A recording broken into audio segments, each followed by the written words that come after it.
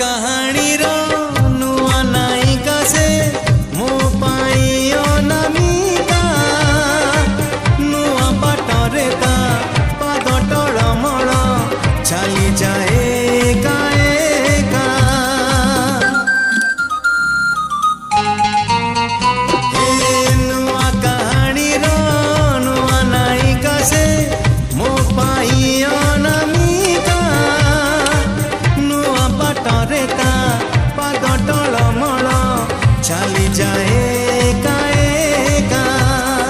ଚିହ୍ନା ଛାତରେ